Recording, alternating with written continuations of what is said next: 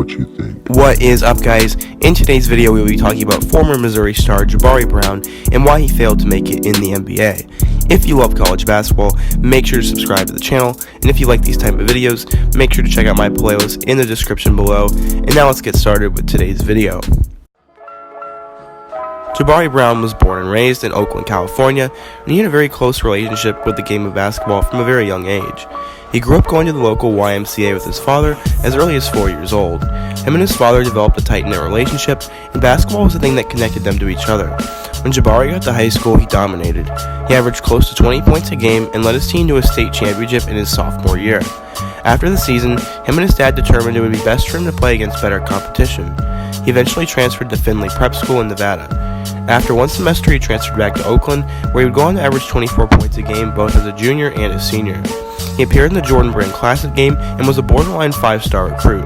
He considered schools such as Oregon, Washington, UConn, and California, and his mind was made up after a visit to an Oregon football game.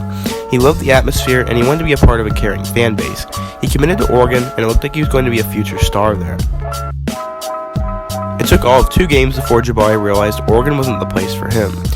He decided to transfer from the program, and he quickly settled on Missouri. He loved then head coach Frank Haith, and he bonded with another transfer by the name of Jordan Clarkson.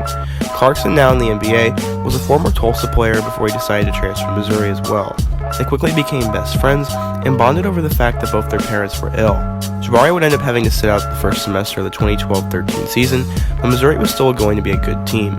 Coming off a loss to Norfolk State in the NCAA tournament, Missouri was locked and loaded for the next season.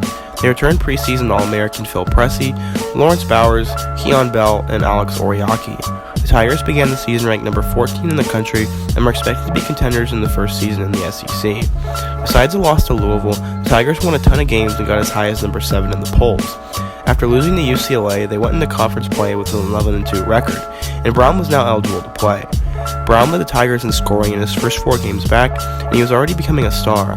Mizzou played really inconsistent basketball and hovered towards the back end of the rankings. Missouri was a tournament team, but they were still in search of their signature win. Missouri found themselves trailing against Florida, but after a huge Jabari Brown 3, Missouri took control of the game and finally grabbed the signature win they needed. Mizzou went on to finish 11-7 in the SEC and lost to Ole Miss in the second round of the SEC tournament. They became the number 8 seed in the NCAA tournament and were set to face the number 9 seed Colorado State in the first round. Following the season's narrative, Missouri played very inconsistent and lost the game. The Tigers definitely didn't live up to their expectations, but Jabari exceeded them. He scored in double figures 18 times on the year and dropped 20-plus points on 5 different occasions. He averaged 13.7 points, 3.4 rebounds, and shot 37% from the three-point line. Going into the 2013-14 season, Missouri lost most of its talent, but returned Ernest Ross. Jordan Clarkson was eligible to play, and they brought in 4-star forward Jonathan Williams III. Missouri was expected to be a bubble team that season, and they got off to a good start. They began the season with a 10-0 record before a loss against Illinois. After wins against UCLA and NC State, the Tigers climbed into the AP poll, but it was short-lived as they blew their first SEC game to SEC bottom feeder Georgia. After a win over Auburn, Mizzou became ultra inconsistent once again and was a bubble team. In a huge matchup with Kentucky, Jabari dropped a career-high 33 points and posterized Julius Randle along the way, but it wasn't enough for them to win the game. They would go on to blow a few more opportunities for good wins against Florida and Tennessee, but they would have a chance to punch a ticket to the dance in the SEC tournament. They beat Texas A&M in the first round and had a chance to play number 1 Florida. The game wasn't close and Missouri was headed for the NIT. They beat Davidson in the first round, but lost to Southern Miss in the second round, and they finished with a 23-12 overall record. During the season, Jabari Brown, Jordan Clarkson, and Ernest Ross became a 3-headed monster, but the lack of depth ultimately cost them a tournament bid. Jabari scored in double figures in all but 1 game and went over 20-plus points in 19 different games.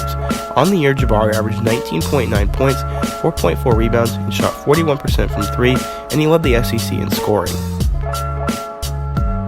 Jordan Clarkson and Jabari Brown had become one of the best duos in college basketball, but they were a duo in more than just basketball. Both of their fathers were diagnosed with cancer during the season, and they helped each other through the pain. After the season, both of them declared for the 2014 NBA draft.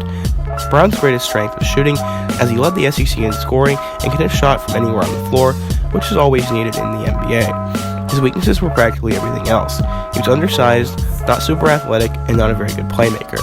Despite that, he was still projected to be a second-round pick. Jordan Clarkson was projected as high as number 17 overall, but he ended up falling to the bottom of the second round. The tough luck continued as Jabari did not hear his name called in the draft. He ended up reunited with Clarkson after the Lakers signed Brown, and they cut him a few weeks later. Sadly, Brown's father passed away due to cancer, and it was a really tough time for him. He ended up tearing it up in the G League, scoring 50 points in the game, and he led the league in points per game. He finally got his NBA chance with a 10-day contract from the Lakers, and he was eventually signed for the rest of the year. He scored in double figures in all but 2 games with the Lakers, and in his last game he dropped 32 points against the Kings. There was speculation that Brown would not only make the main roster, but he could also have a role with the team moving forward. Sadly, none of that came true as he was cut. After a brief stint in China, Jabari came back home and played for the Los Angeles Defenders again. Since then, he has gone back and forth between the G League and China leagues. Currently, he is with the Rio Grande Valley Vipers. Overall, as a Mizzou fan, I absolutely loved watching Jabari Brown blossom into a star, and I'm thankful for everything he gave to the program. It's sad to hear about what happened to his father, but he wasn't letting it bring him down.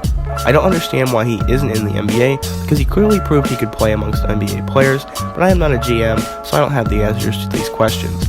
Hope you guys enjoyed today's video, and if you did, make sure to hit that like button. Make sure to check out all of my videos on the screen and in the description below, and I will see you guys again soon.